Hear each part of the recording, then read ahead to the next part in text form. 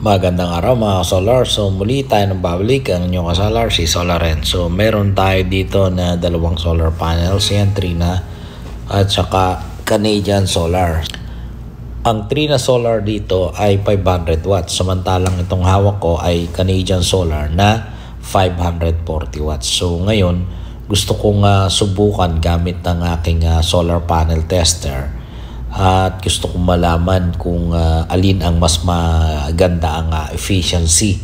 Yung harvest nito, ibig sabihin ng efficiency ay i-divide lang natin yung actual solar power harvest kumpara doon sa rated power nito. So 540 Canadian and 500 watts ang Trina Solar. So kung ano man yung magiging actual na makikita natin na harvest dito sa ating solar panel tester, ay yun ang pan-divide nga natin dyan.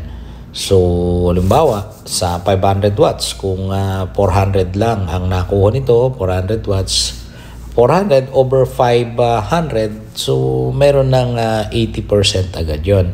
Yun yung efficiency rate na sinasabi.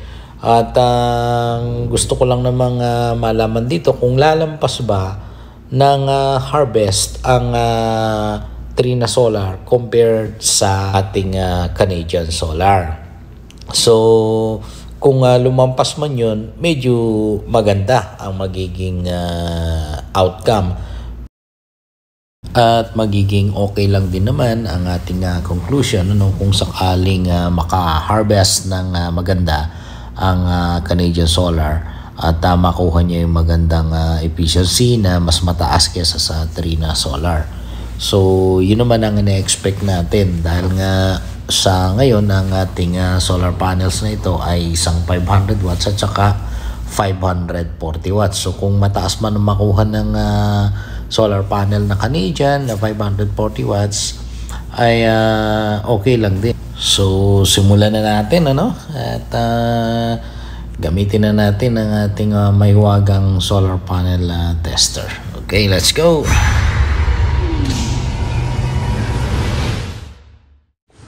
So ito nga yung gagamitin natin mga kasolar, itong mga testers na to. So lagi ko nang ginagamit ito at pasok naman ito sa mga parameters ng ating mga panels. So mga kasolar, nandito yung specs niya So ayan, makikita ninyo itong Trina Solar nito ay 500 watts ang rated, yung Pmax maximum power. Ayan, at yung BMP, yung maximum power voltage ay 42.8. Yung BOC ay open circuit voltage, ayan, nasa 51.7. Maximum series fuse 20 amperes, pinakamalakas na yan. At yung short circuit current ay 12.28. Ibig sabihin ng short circuit, pagka pinagdikit mo yan, ayan, pwede naman pagdikitin yan, yung dalawang linya na yan, pero wag pagtatagalin kasi iinit yung cable. Okay, at punta tayo dito sa Canadian Solar. Ang optimum operating voltage nito yung BMP 41.3, mas mababa at ang operating current niya yung IMP nasa 13.8. Yung BOC ay 49.2, unlike dun sa 51.7 ng Trina Solar. Ang short circuit nito ay 13.9 amperes at mas mataas ang maximum fuse rating nito, 25 amperes. So subukan na nating i-connect. Ayan, yung sa positive. Okay, positive ito. Kaya itong red na ito, dito natin yan i-connect. Pasok tayo dito sa ilalim. Yan. At ito naman yung sa negative, Yan, okay. So dito natin mababasa yan. At ang oras ngayon ay 12 o'clock na, 12:30. So ipapasok ko na. Ayan. So magbabasa. Tingnan natin, ayun, may backlight tapos automatic. Tingnan natin kung ilan yung mababasa. So testing, ayan, nasa 468.9 ang Pmax at ang BOC 45.62. Yung IMP 12.93. Yung BMP 36.23. Okay, sa 468.9 over 540. Yun ang efficiency rating natin, ano? At ayan. So subukan naman natin yung 500 watts. Okay.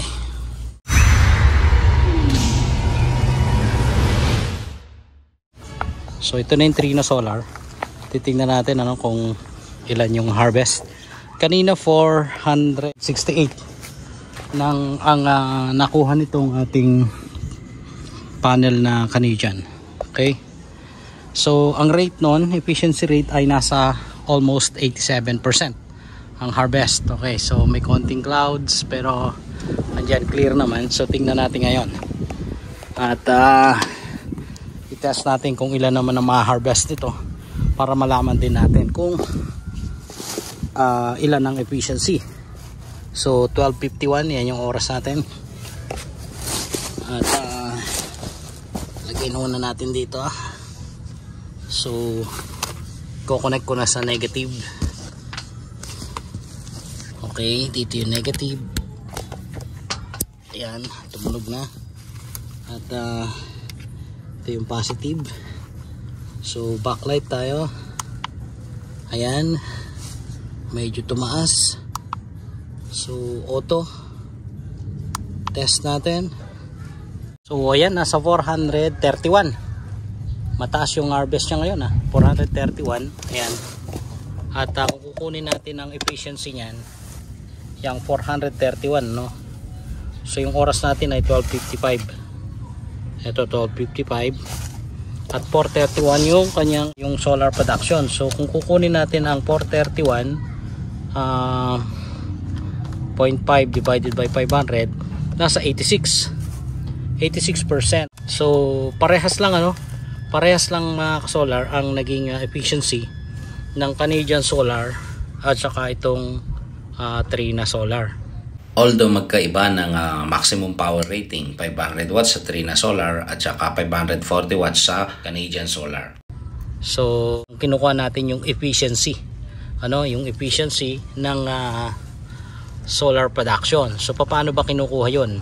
Di ba meron tayong 431 kanina. Yan ang i-divide natin sa rate ng ating solar panel na Trina. So 500 watts yun. Okay, so divided by 500, nasa 86.2% ang efficiency.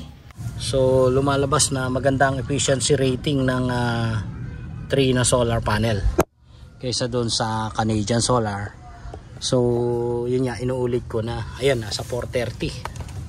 Ayan, 430 watts yan, ano? 430.4 over 500. Nasa 86% ang efficiency ng Trina solar panel. So paano nakuha yon? 430 over 500 kasi yun yung rate ng ating solar panel at ang actual niya ay nasa 430. Ayan, nag 430, 32 pa.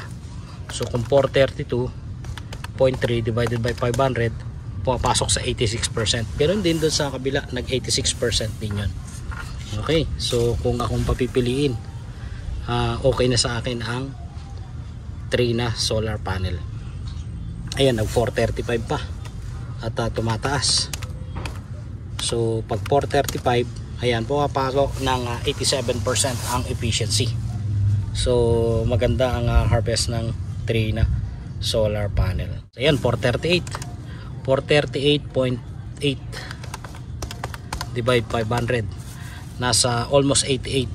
440, ayan, nag 440 pa, 440.8 divide 500, 88%. 88% ang efficiency ng Trina solar panel.